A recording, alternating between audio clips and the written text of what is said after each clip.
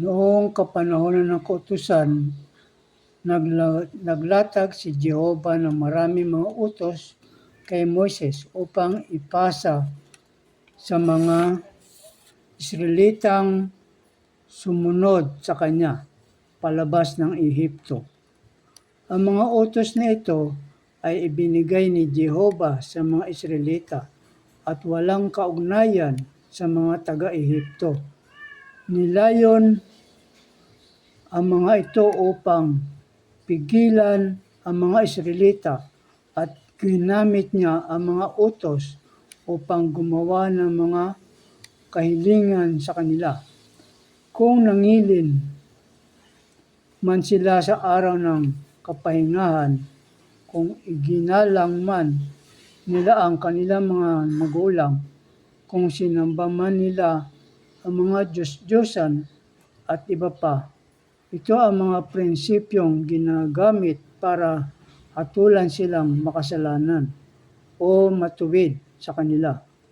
Mayroon ilang tinamaan ng apoy si Jehova, mayroon ilang binato hanggang kamatayan, at mayroong ilang tumanggap ng pagpapala ni Jehova. At tinukoy ito ng pagsunod nila o hindi pagsunod sa mga utos na ito. Binato hanggang kamatayan yaong mga hindi nangilin sa araw ng kapahingahan. Ang mga paring hindi nangilin sa araw ng kapahingahan ay tinamaan ng apoy ni Jehova. Binato rin hanggang kamatayan ang mga hindi nagpakita ng paggalang sa mga magulang nila. Inihabilin ni Jehova ang lahat ng ito. Itinatag ni Jehova ang kanyang mga kautusan, ang mga batas niya, upang habang pinangungunahan niya sila sa mga buhay nila, ang mga tao ay makikinig at susunod sa salita. Buhay nila ang mga tao ay makikinig at susunod sa salita niya at hindi maghihimagsik sa kanya.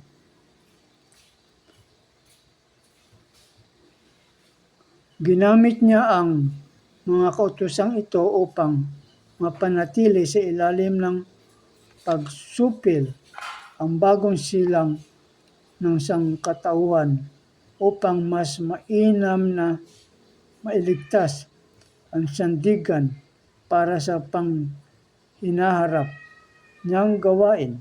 At kaya, batay sa gawain ng ginawa ni Jehova, tinawag ang unang kapanahunan ng kautusan. Bagamat gumawa ng maraming pagbigkas at maraming ginawang gawain si Jehova, ginabayan lamang niya ang mga tao sa positibong paraan. Tinuturuan ang mga mangmang na taong ito kung paano maging tao, kung paano mamuhay, kung paano maunawaan ng daan ni Jehova. Sa malaking bahagi, ang gawaing ginawa niya ay upang ang mga tao ay tumalima sa daan niya at sundin ang mga kautusan niya. Ang gawain ay ginawa sa mga taong mababaw ang katiwalian. Hindi umabot ang saklaw nito sa pagbabago ng kanilang disposisyon o pag-unlad sa buhay. Interesado lamang siya sa paggamit ng mga kautusan para higpitan at supilin ang mga tao. Para sa mga Israelita sa panahong iyon, si Jehova ay isang Diyos lamang sa templo, isang Diyos sa kalangitan, isa siyang haliging ulap, isang haliging apoy. Ang kinakailangan lamang ni Jehova na gawin nila ay ang sumunod sa alam ng mga tao.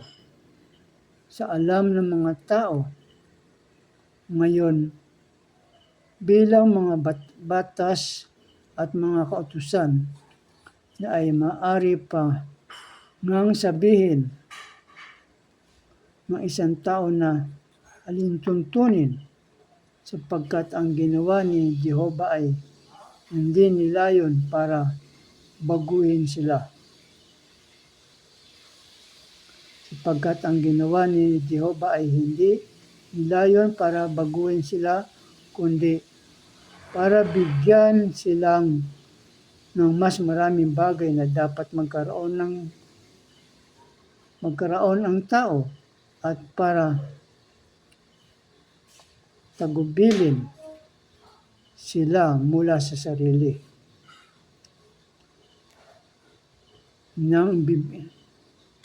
niyang bibig sapagkat pagkaraang malikha, wala ang tao ng anumang dapat na tinataglay niya at kaya binigyan ni Jehovah sa mga tao ang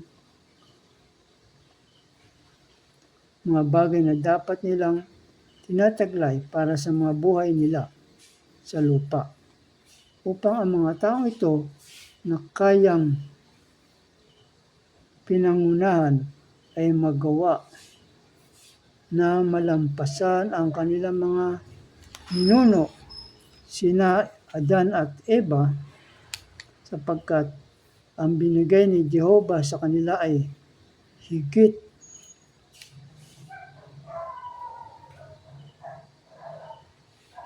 sa binigay niya kina Adan at Eva sa simula. Ano pa man ang gawaing ginagawa ni Jehovah sa Israel ay upang gabayan lamang ang sangkatauhan at gawin ang sangkatauhan na kumilala sa kanilang lumikha. Hindi niya sila nilupig o binago, kundi ginabayan lamang sila. Ito ang kabuuan ng gawain ni Jehovah sa kapanahunan ng kautusan. Ito ang konteksto, ang totoong kwento, ang diwa ng gawain niya sa buong lupain ng Israel. At ang simula ng 6,000 taon, gawain niya ang pananatilihin ang sangkatauhan sa ilalim ng pagsupil ng kamay ni Jehovah. Mula rito ay isinilang ang mas marami pang gawain ng 6,000 taon. Plano ng pamahala niya. Mula sa ang gawain ng kapanahonan ng kautusan, ang salita ay nagpapakita sa katawang tao. Amen and amen. Maraming salamat po sa makapangyarihang Diyos. Amen.